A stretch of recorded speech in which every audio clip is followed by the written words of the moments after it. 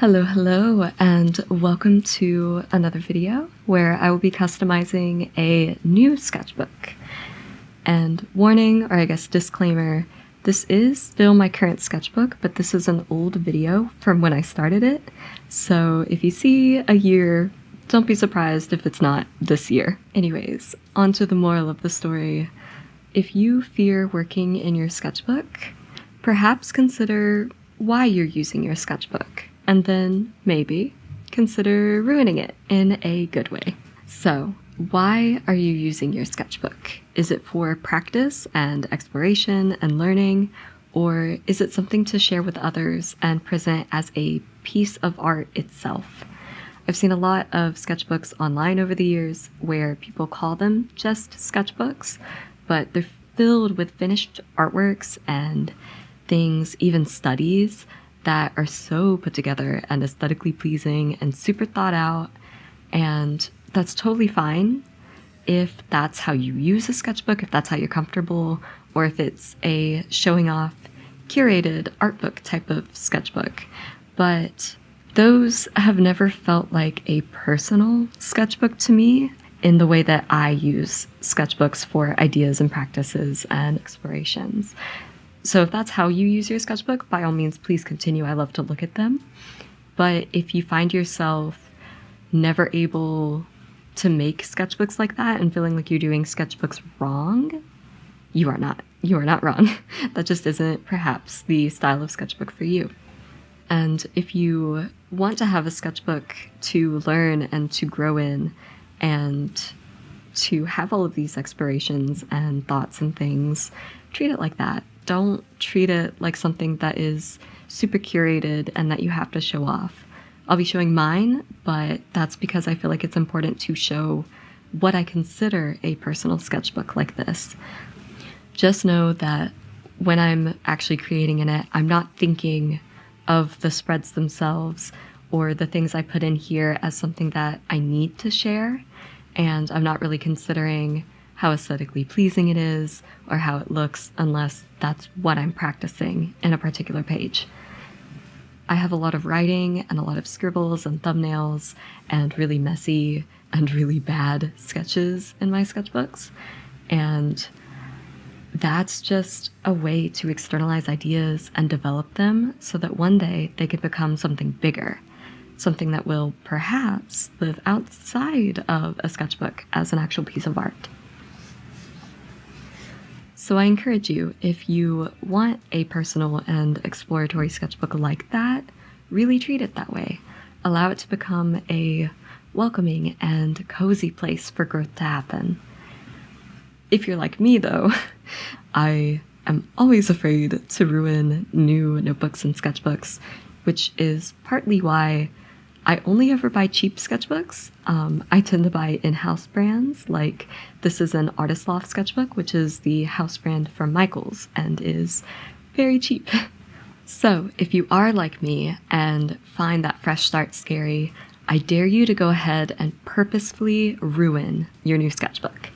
And by that, I just mean to customize it in a way that makes it less intimidating and less likely for perfectionism to kick in. I have some ways that I always customize new sketchbooks, and that tends to include the things that you're seeing in this video. Though this video and the sketchbook are kind of an anomaly. The sketchbook came pre-ruined as a little head start because when I took off the brand sticker off the cover, it took some of the cover with it. But instead of seeing that as, oh no, the sketchbook is ruined in a bad way, I just kind of took that as a creative restraint to do what I already do with the cover, which is put a sticker on it. So usually I just have one sticker and I'll either leave it like that or I'll add stickers as I get stickers. And usually they're just small and in the center somewhere. But because this tear was in the bottom corner and how big it was, that led me to choose a different sticker and placement than I usually would.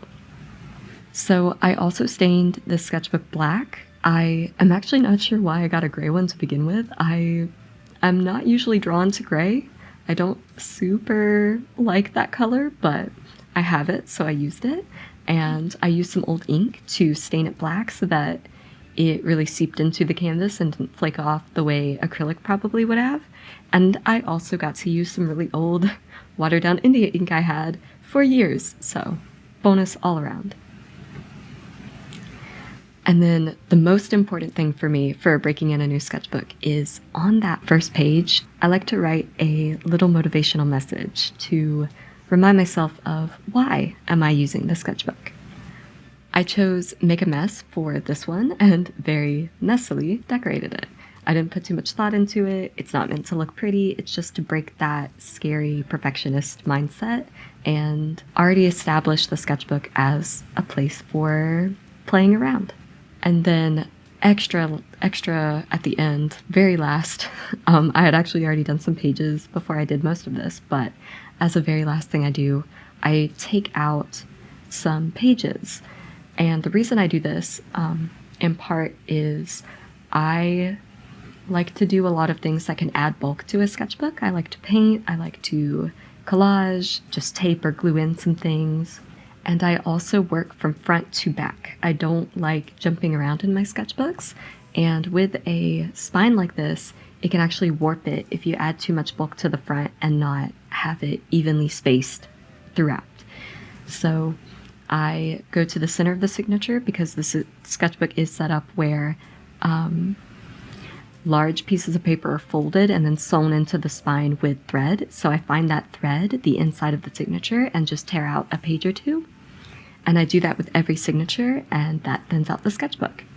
So that's my way of protecting the spine and also decreasing the sheer amount of paper, because I find that a lot of cheaper sketchbooks have so many pages that also is kind of intimidating.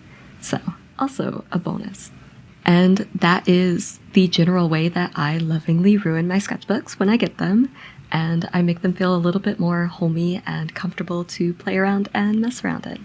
So I hope this video makes you think about what you want to get out of your sketchbook, and I hope it inspires you to also lovingly ruin your sketchbooks and customize them and make them into a cozy place to work in.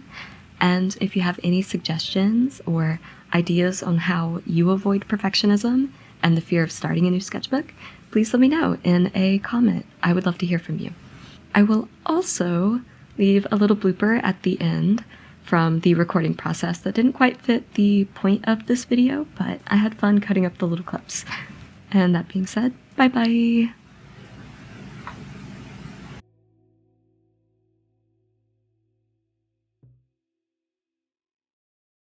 Okay, now the question, should I go ahead and put a little sticker there?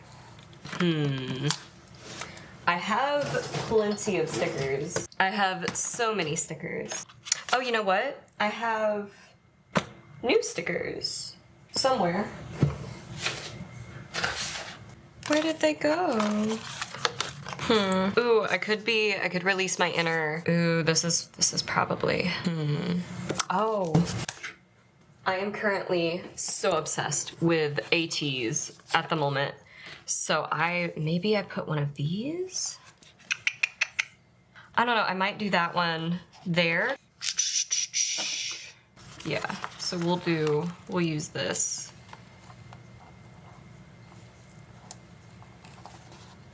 There we go.